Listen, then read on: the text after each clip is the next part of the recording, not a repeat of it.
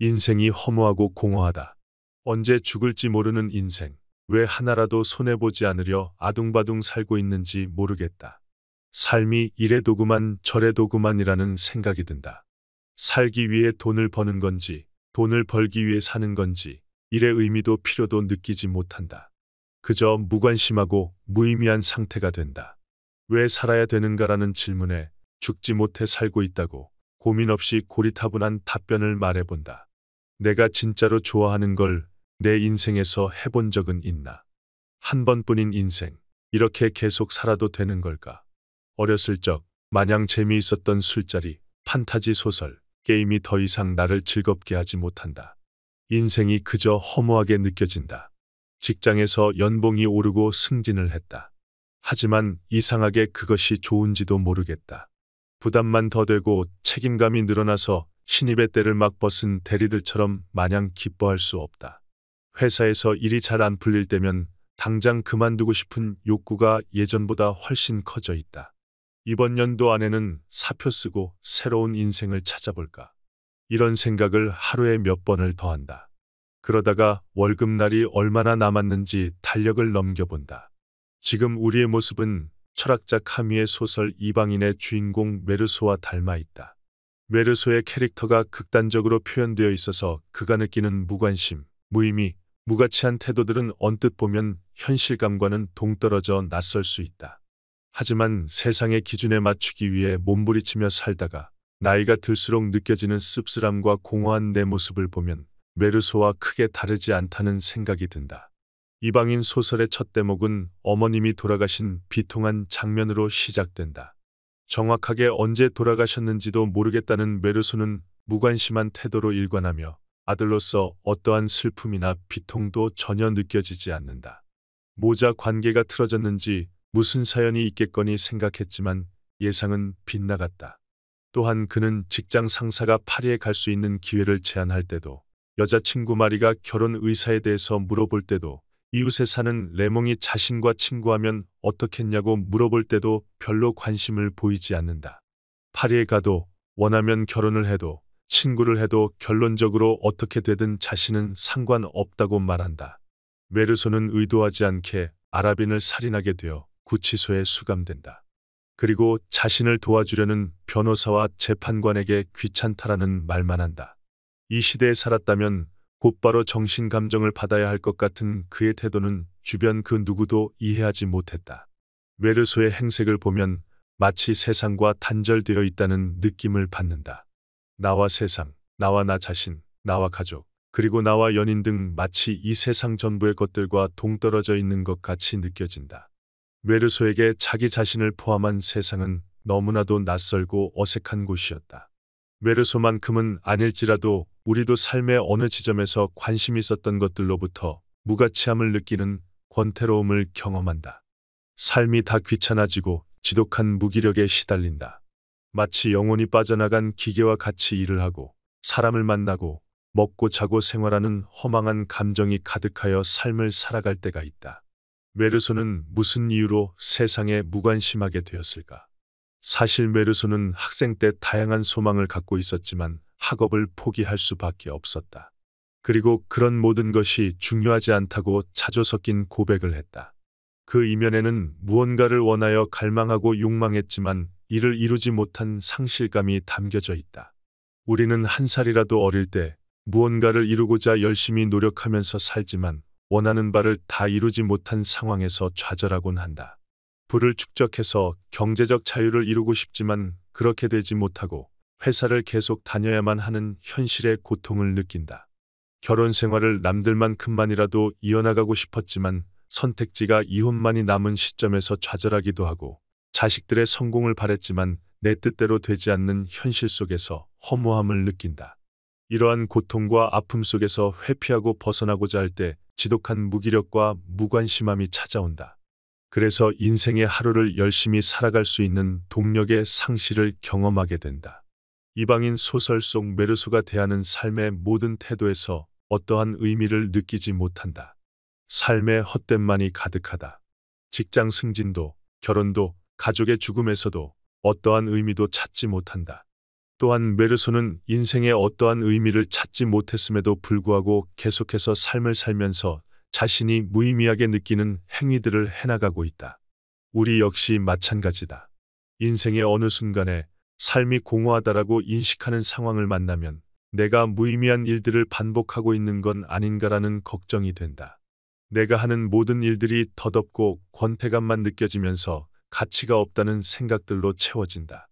여기서 비극적인 사실이 있다. 나도 메르소가 그랬던 것처럼 오늘 아침 일어나서부터 지금까지 그리고 앞으로도 스스로가 무의미하다고 느껴지는 업무나 행동들을 하게 된다는 점이다. 우리가 이렇게 무의미하고 지독한 무기력증이 오게 된 또 다른 원인은 나와 세상 간의 관계가 붕괴되었기 때문이다. 세상에 문득 나 홀로 있다는 생각, 즉 고독감과 소외감을 느끼는 것이다.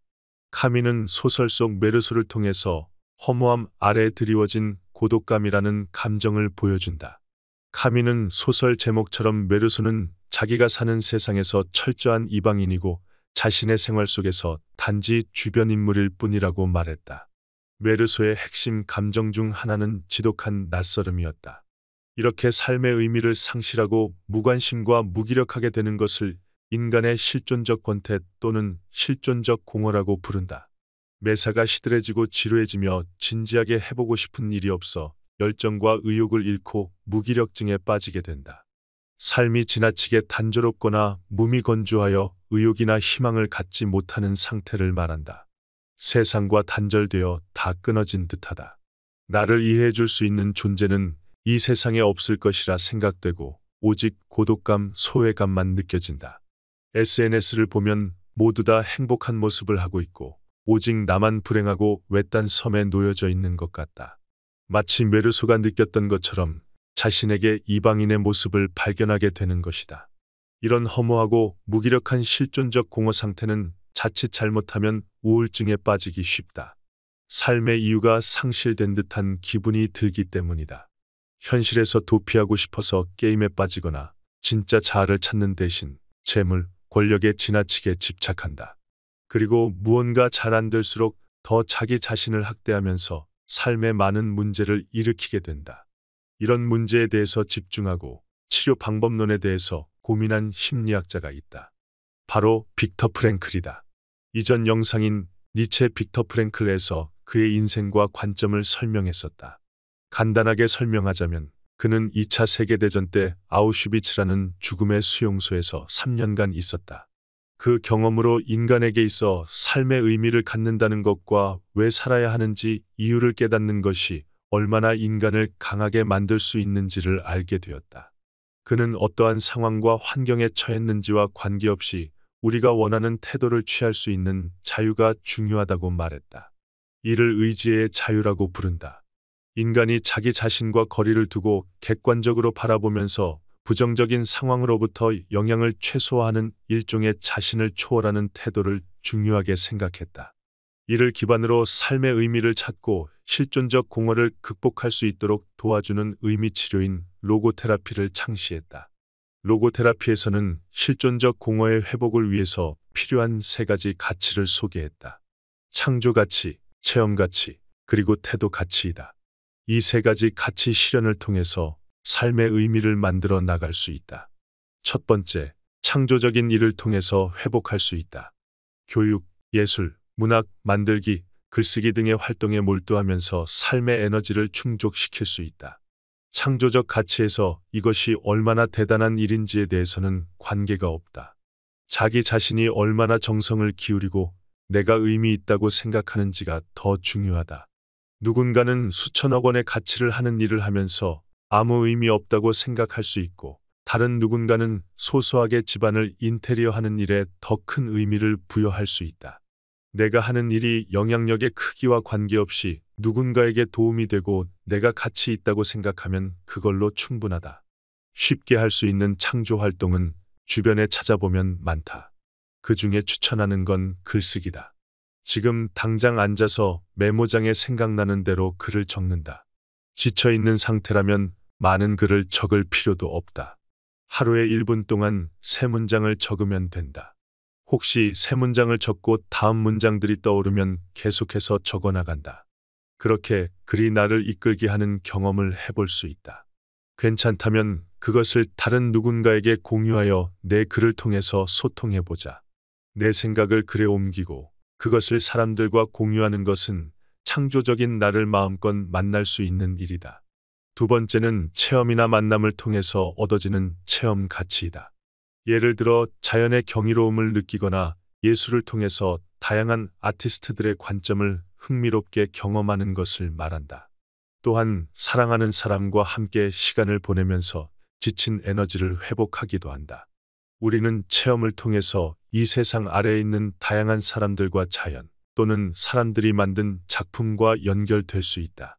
연결되면서 자연과 하나가 되거나 무언가에 완전히 몰입하게 된다. 사랑하는 사람과 긴밀하게 연결되는 경험들은 우리를 황홀하게까지 한다. 마지막으로 태도 가치이다. 인생에서 피할 수 없는 비극적 순간들이 있다.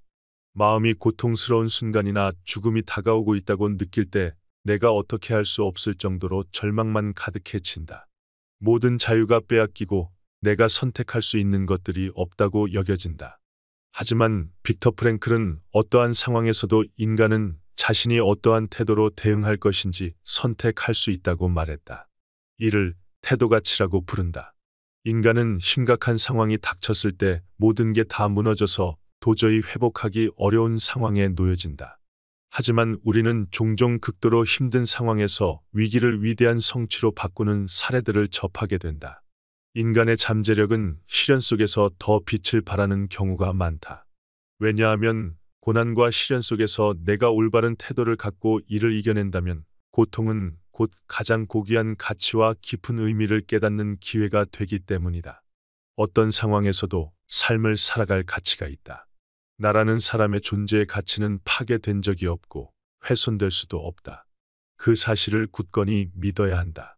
삶에서 기대하고 욕망한 것에 대해 좌절을 느끼거나 무의미하게 반복되는 일상과 생활의 허무함을 느끼고 재미있었던 것들이 더 이상 의미 없게 느껴진다면 실존적 공허를 경험하는 중이다.